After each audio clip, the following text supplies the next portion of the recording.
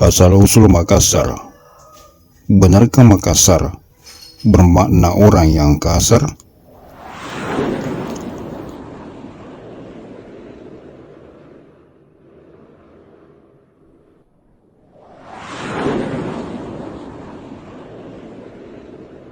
Sahabat metrodetik.com dimanapun Anda berada, berjumpa kembali dengan penyiar Anda Abu Salam At-Thoriq, memancar dari kota Makassar, Sulawesi Selatan, Indonesia.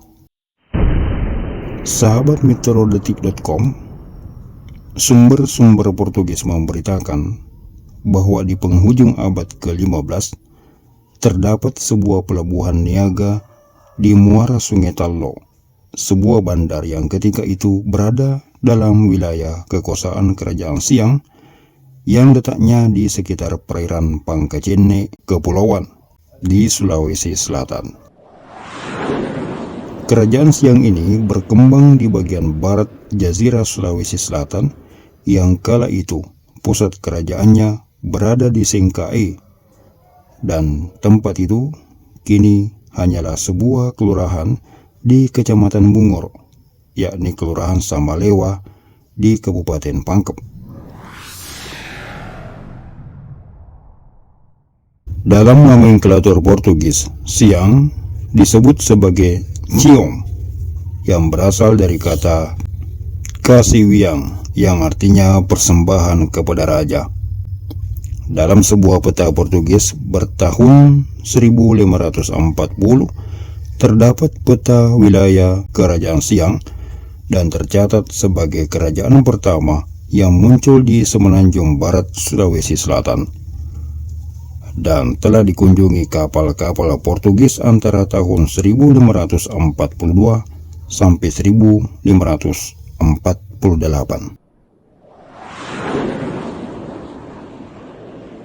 Pengamat Portugis Manuel Pinto memperkirakan penduduk Kerajaan Siang pada tahun 1545 adalah sekitar 40.000 jiwa. Sejumlah benda-benda arkeolog yang ditemukan di wilayah bekas Kerajaan Siang ini menjadi bukti kuat bahwa Kerajaan Siang adalah kerajaan besar di pantai barat Sulawesi Selatan sebelum bangkitnya Kerajaan Goa dan Tallo. Sementara Goa ketika itu masih merupakan sebuah kota kerajaan kecil di bawah pengaruh Kerajaan Siang.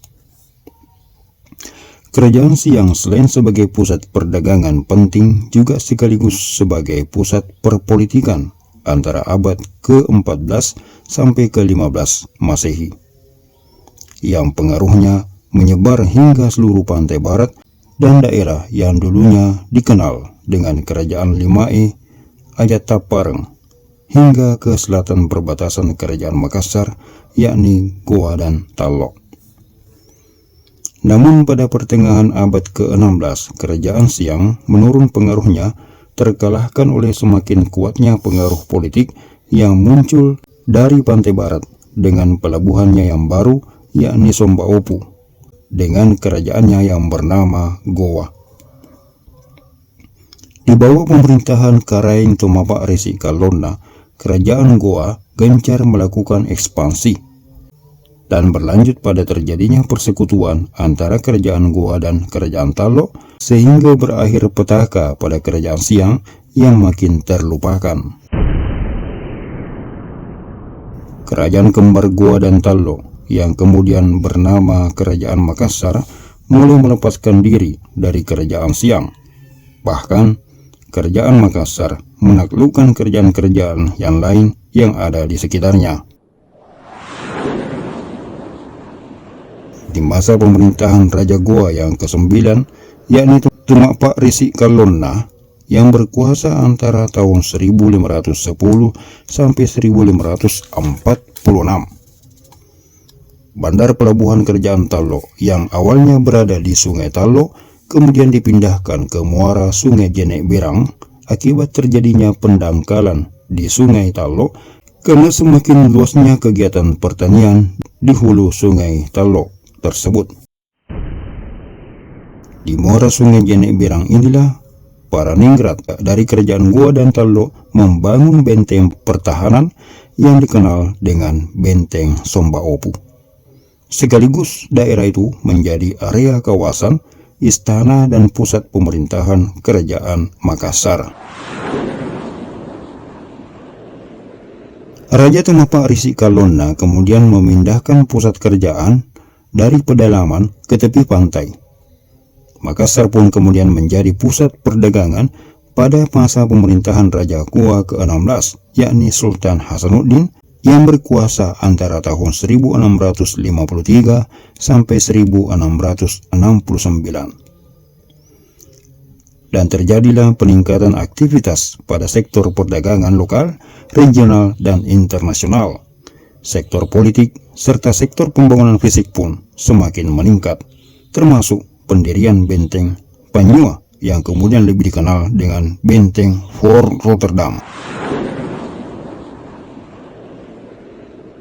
Untuk diketahui, semua raja-raja Makassar menerapkan kebijakan perdagangan bebas yang ketat, bahwa semua pengunjung yang datang ke Kerajaan Makassar berhak melakukan perniagaan dan menolak upaya-upaya VOC, yakni Belanda, yang ingin memonopoli perdagangan.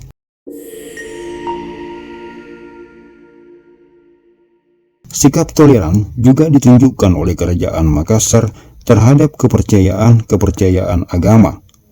Meskipun kala itu Islam telah menjadi agama utama kerajaan, namun pemeluk agama Kristen dan kepercayaan lainnya tetap dapat melakukan perniagaan di Kerajaan Makassar. Hal itu menyebabkan Makassar segera menjadi pusat yang penting bagi orang-orang Melayu dan menjadi markas utama bagi pedagang dari Eropa dan Arab. Secara etimologi, sebutan Makassar berasal dari kata Mangkasara yang artinya mulia dan jujur.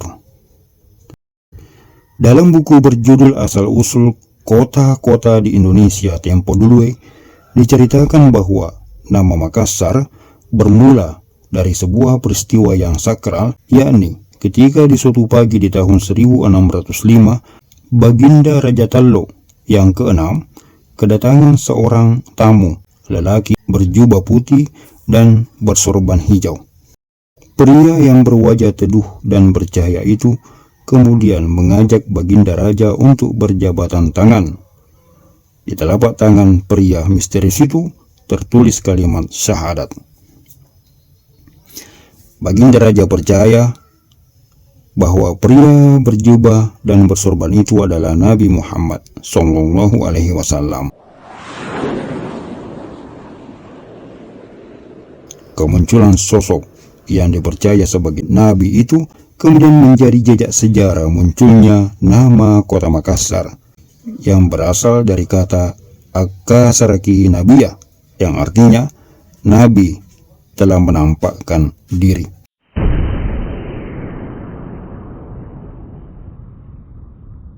Hubungan Makassar dengan dunia Islam pun semakin kuat tatkala di tahun itu pula datang seorang ulama dari Minangkabau, yakni Abdul Makmur Khatib Tunggal, atau yang lebih dikenal dengan Datuk Ribanda.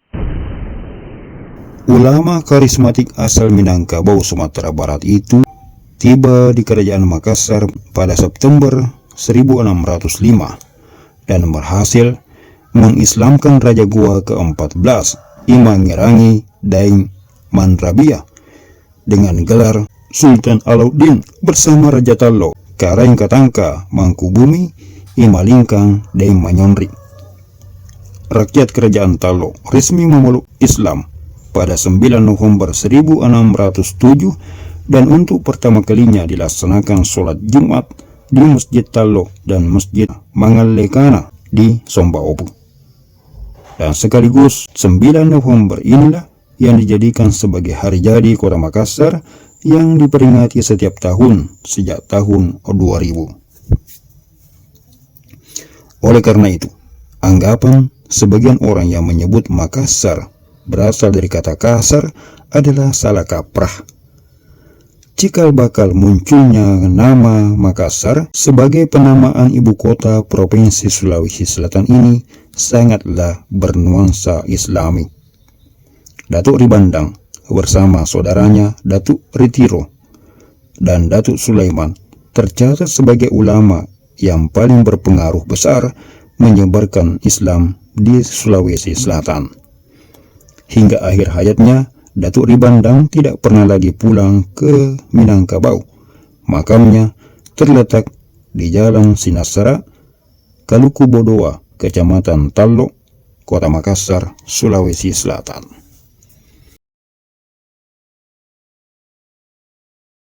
Sekian catatan metrodetik.com dari Kota Makassar, Sulawesi Selatan.